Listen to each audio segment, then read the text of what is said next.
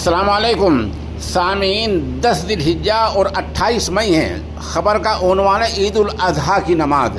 یہ آپ دیکھ رہے ہیں، یہ ام المدارس دارالعلوم دیوبند کے مسجد رشید کے مناظر ہیں۔ ایک ویڈیو تصویر آپ دیکھیں گے جہاں ام المدارس کے سابق مفتی اعظم حضرت مولانا مفتی حبیب الرحمن صاحب خیر آبادی ہیں، بدرک عالم دین ماشاءاللہ، دو گانا ادا کرنے آئے ہیں اور چند مناظر دیکھیں گے۔ اس کے بعد ہم مظاہر علوم سہارنپور کے ناظم اعلیٰ حضرت مولانا مفتی محمد صالح صاحب کا آڈیو بیان پیش کریں گے۔ اسی دوران ہم کاندرے سے مفتی ابوالحسن ارشد کا خطبہ اور گنگوہ سے مفتی حذیفہ مکی کا خطبہ بھی پیش کریں گے۔ سید الانبیاء و خاتم المرسلین نبینا و سیدنا و شفیعنا و مولانا محمد وعلى آلہ و اصحابہ اجمعین، اما بعد فأعوذ بالله من الشيطان الرجيم، بسم الله الرحمن الرحيم، قل إن صلاتي ونسكي ومحياي ومماتي لله رب العالمين لا شريك له وبذلك أمرت وأنا أول المسلمين۔ الحمدللہ، اللہ نے اپنے فضل و کرم سے ہم کو پھر سے عید الاضحیٰ کا دن مرحمت فرمایا۔ یہ سال کے ان دنوں میں دوسرا دن ہے جو اللہ نے امت محمدیہ کو بطور تہوار مرحمت فرمایا۔ پہلا دن عید الفطر کا ہے اور دوسرا دن عید الاضحیٰ کا ہے۔ یہ دو دن ہم سب کے لیے اللہ رب العزت کی طرف سے بطور عید مرحمت فرمائے گئے ہیں، اور دونوں عیدوں کے اندر اللہ رب العزت کی طرف سے ہم کو توحید کا سبق دیا گیا۔ اللہ کو ایک ماننا، اللہ کی ماننا، یہ ہم کو سبق دیا گیا کہ ہر مسلمان ہر موقع پر اس بات کو یاد رکھے کہ اس کا پیدا کرنے والا تنہا اللہ رب العزت ہے، وہی اس کائنات کا بنانے والا اور وہی اس کائنات کا چلانے والا۔ قل ان صلاتي ونسكي ومحياي ومماتي لله رب العالمین۔ اللہ رب العزت اپنے نبی سے کہلوا رہے ہیں، سید الاولین والآخرین محمد الرسول اللہ صلی اللہ علیہ وسلم سے یہ کہلوایا جا رہا ہے کہ نبی جی آپ کہیے، ان صلاتي ونسكي، میری نمازیں، میری تمام عبادات، نسک تمام عبادات، وہ قربانی ہو، وہ حج ہو اور دیگر تمام عبادتیں ہوں، وَمَحْيَايَ وَمَمَاتِي، میری زندگی، میرا جینا، میرا مرنا، للہ رب العالمین، سب کچھ اللہ رب العالمین کے لیے ہے۔ کون؟ اللہ، لا شریک لہ، جس کا کوئی شریک نہیں ہے۔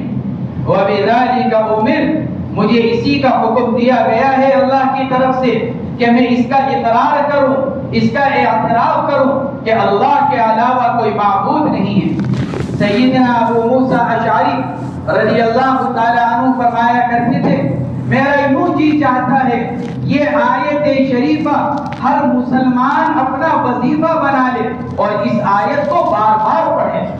ابو موسیٰ اشعری رضی اللہ تعالیٰ عنہ فرماتے ہیں کہ میرا یوں جی چاہتا ہے ہر مسلمان اس آیت کو اپنا وظیفہ بنا لے اور بار بار اس آیت کو پڑھے، کیونکہ اس آیت میں انسان کو توحید کا سبق دیا گیا، اللہ کی پہچان کرائی گئی، اللہ کے ایک ہونے کا اعتراف کرایا جا رہا ہے جناب محمد الرسول اللہ صلی اللہ علیہ وسلم کے واسطے سے۔ اور ہماری جو یہ قربانی ہے، یہ قربانی جو سیدنا ابراہیم علیہ نبینا وعلیہ الصلوۃ والسلام کے واسطے سے ہمیں اور آپ کو ملی ہے، جیسا کہ اللہ کے نبی علیہ الصلوۃ والسلام نے ارشاد فرمایا کہ یہ تمہارے باپ ابراہیم کی سنت ہے۔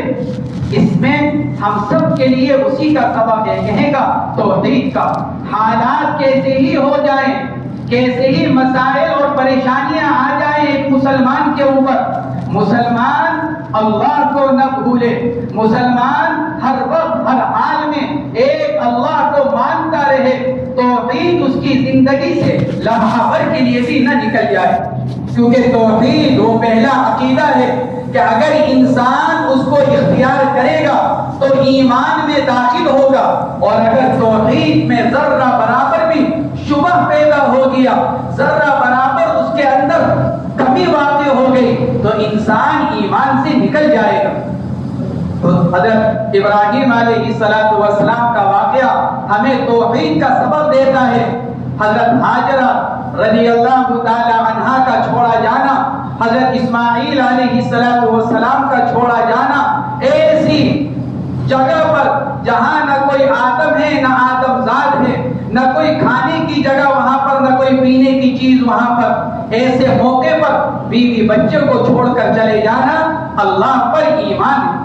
کیسا کامل ایمان ابراہیم علیہ السلام کا، اور کیسا کامل ایمان حضرت ہاجرہ رضی اللہ تعالی عنہا کا۔ پوچھا تھا ابراہیم علیہ السلام سے، آپ ہم کو یہاں ایسی جگہ چھوڑ کر جا رہے ہیں جہاں کوئی انسان موجود نہیں، جہاں کھانے پینے کا کوئی انتظام نہیں، کیا اللہ کی طرف سے اس کا حکم دیا گیا؟ ابراہیم علیہ السلام نے گردن کے ذریعے سے جواب دیا تھا کہ ہاں، مجھے اللہ کی طرف سے یہ حکم دیا گیا ہے۔ اندازہ لگائیے حضرت ہاجرہ رضی اللہ تعالی عنہا کے ایمان کا، عورت ذات ہیں، بچہ ساتھ میں ہے، لیکن کیا فرمایا جب ابراہیم علیہ السلام نے فرمایا کہ اللہ کی طرف سے مجھ کو یہ حکم دیا گیا ہے، فوراً کہا کہ پھر ایسی صورت میں اللہ ہم کو ضائع نہیں کریں گے۔ اگر آپ ہمیں اللہ کے حکم سے یہاں چھوڑ کر جا رہے ہیں جہاں کوئی ہماری خبر گیری کرنے والا نہیں ہے، جہاں ہمیں کوئی کھلانے پلانے والا نہیں ہے، اگر آپ اللہ کے حکم سے ہم کو چھوڑ کر جا رہے ہیں تو پھر اللہ ہم کو ضائع نہیں فرمائیں گے۔ میرے دوستوں، میرے بزرگوں اور میرے بھائیوں، چاہے جیسے حالات آ جائیں، چاہے جیسے مسائل سامنے آ جائیں، ایک ایمان والے کے لیے سب سے پہلی چیز اللہ کو ایک ماننا، توحید کو اختیار کرنا، اور توحید کو اختیار کر کر جناب محمد رسول اللہ صلی اللہ علیہ وسلم کی رسالت کو اختیار کرنا، اور آپ کو اللہ کا آخری نبی ماننا، یہ ہمارے ایمان کی بنیاد ہے۔ توحید اور رسالت یہ ہمارے ایمان کی بنیاد ہے۔ آج طرح طرح کے فتنے اٹھ رہے ہیں توحید کے خلاف، طرح طرح کے فتنے اٹھ رہے ہیں حضور اکرم صلی اللہ علیہ وسلم کی ختم نبوت کے خلاف۔ یہ چاہا جا رہا ہے نبی کو نبی تو مان لیا جائے، لیکن نبی کو آخری نبی تسلیم نہ کیا جائے، تاکہ آنے والے کذاب، آنے والے دجال کے لیے نبوت کا دروازہ کھلا رہے۔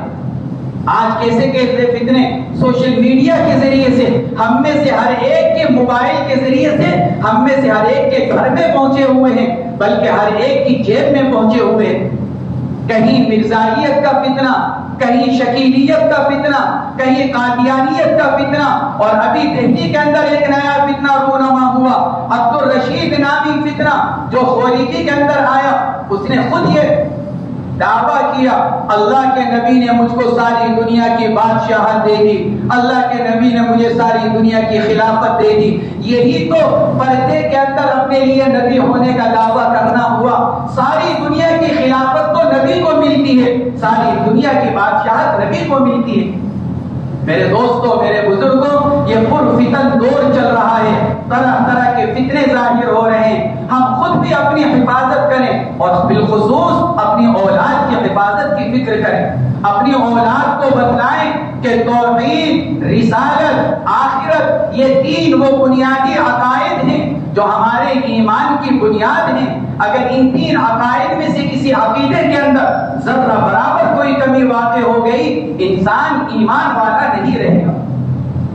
ختم نبوت کا عقیدہ تو اتنا نازک عقیدہ ہے، حضرت امام ابو حنیفہ رحمۃ اللہ تعالی علیہ سے نقل کیا گیا، فرماتے کہ اگر کسی آدمی نے یہ دعویٰ کیا کہ نعوذ باللہ میں نبی ہوں، اللہ نے مجھ کو نبی بنا کر بھیجا ہے، اور کوئی انسان اس دعویٰ کرنے والے سے صرف اتنا کہہ دے کہ اگر تم اللہ کے نبی ہو تو اپنی نبوت کے اوپر کوئی دلیل پیش کرو، امام ابو حنیفہ رحمۃ اللہ علیہ سے نقل کیا گیا کہ نبوت کا جھوٹا دعویٰ کرنے والے سے دلیل کا مطالبہ کرنے والا بھی کافر ہو جائے گا۔ کہ کیوں؟ اس لیے کہ اس نے اتنا تسلیم کر لیا کہ حضور اکرم صلی صلی اللہ علیہ وسلم کے تشریف لے جانے کے بعد کوئی نبی آ سکتا ہے تبھی تو دلیل کا مطالبہ کر رہا ہے، اور اتنی بات کو قبول کر لینا آدمی کو ایمان سے نکال دیتا ہے۔ میرے دوستو، ختم نبوت کا عقیدہ بڑا نازک عقیدہ ہے، اپنی اولاد کو یہ عقیدہ بتلانے کی ضرورت ہے، اپنی اولاد کو یہ عقیدہ سکھلانے کی ضرورت ہے۔ علماء کرام نے لکھا ہے تمام اعمال کا دار و مدار ایمان کے اوپر ہے، اور ایمان کا دار و مدار جناب محمد رسول اللہ صلی اللہ علیہ وسلم کی ذات اقدس پر ہے۔ اگر آپ کو آخری نبی تسلیم کیا جائے گا، انسان ایمان کے اندر باقی رہے گا، ورنہ ایمان سے نکل جائے گا۔ اللہ رب العزت ہم سب کے عقائد کی حفاظت فرمائے، اور ہم سب کے اعمال کی حفاظت فرمائے، ہم سب کے دین اور دنیا کی حفاظت فرمائے۔ نماز کا